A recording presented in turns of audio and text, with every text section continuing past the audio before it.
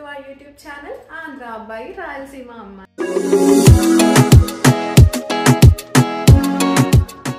ముందుగా అందరికీ సంక్రాంతి శుభాకాంక్షలు. సంక్రాంతి అనగానే మనకి ముగ్గులు, గొబ్బెమ్మలు, పిండి వంటలు, ఇంకా కోడి పందాలు ఇలా చాలా చాలా గుర్తొస్తాయి. కొత్తగా పెళ్ళైన వాళ్ళకైతే అత్తవారింట్లో చాలా మర్యాదలు జరుగుతాయి. ఆ ఇల్లు సందడిగా ఉంటుంది. మా పెళ్ళైన తర్వాత ఇది ఫస్ట్ సంక్రాంతి పండుగ. కానీ మేము ఇండియాలో జరిగే పండుగ వాతావరణాన్ని ఇక్కడ యుఎస్లో ఖచ్చితంగా మిస్ అవుతున్నాం. నేనేంటి కిచెన్లో నించొని మాట్లాడుతున్నా అనుకుంటున్నారా? నేను ఇవాళ మీతో పొంగల్ రెసిపీని షేర్ చేసుకోవాలనుకుంటున్నాను. ఇంకా ఆలస్యం చేయకుండా వీడియోలోకి వెళ్ళిపో. పండుగ రోజున ప్రతి ఒక్కరింట్లో మాక్సిమం పొంగల్ ఉండాల్సిందే. సో పొంగల్లో మీకు తెలిసినట్లే స్వీట్ పొంగల్ ఉంటుంది, కట్టె పొంగలి ఉంటుంది. నేను ఇప్పుడు కట్టె పొంగల్ చేస్తున్నాను. ముందుగా కుక్కర్లో 1 కప్ రైస్ తీసుకోవాలి. అందులోనే 3/4 కప్ మూంగ్ దాల్ని యాడ్ చేసుకోవాలి. యాడ్ చేసుకున్న తర్వాత వాటిని 2 to 3 టైమ్స్ బాగా వాష్ చేసి పక్కన పెట్టుకోవాలి. పొంగలి మెత్తగా రావడానికి నేను 4 గ్లాసెస్ ఆఫ్ వాటర్ని యాడ్ చేసుకున్నాను.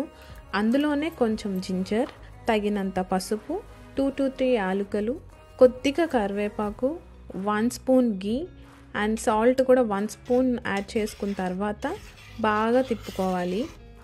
మీరు కావాలంటే మిరియాలు కూడా ఇదే స్టేజ్లో యాడ్ చేసుకోవచ్చు.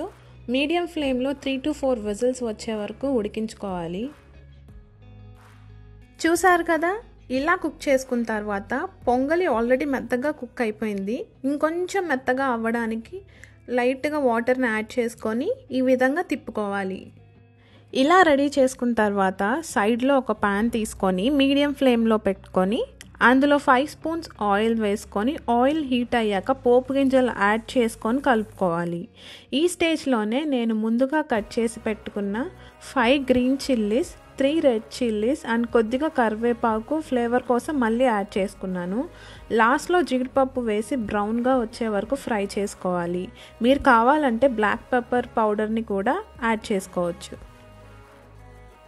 ఈ విధంగా మనం రెడీ చేసుకొని పెట్టుకున్న మిశ్రమాన్ని పొంగల్లోకి యాడ్ చేసుకొని బాగా కలుపుకోవాలి. ఇలా సంక్రాంతి పండుగ రోజు మా అమ్మ పొద్దున్నే బ్రేక్ఫాస్ట్కి రెడీ చేసి పెడుతుంది. ఇలాగా దీన్ని కొబ్బరి చట్నీతో సర్వ్ చేసుకొని తింటే టేస్ట్ మాత్రం అదిరిపోతుంది. ఒకసారి మీరు కూడా ట్రై చేయండి. చూసారు కదా ఎంత సింపుల్గా చేసుకోవచ్చో. ఇలాంటి మరిన్ని వీడియోస్ కోసం మా ఛానల్కి సబ్స్క్రైబ్ చేసుకోండి. దాంతోపాటు బెల్ ఐకాన్ని ప్రెస్ చేయటం మాత్రం మర్చిపోవద్దు.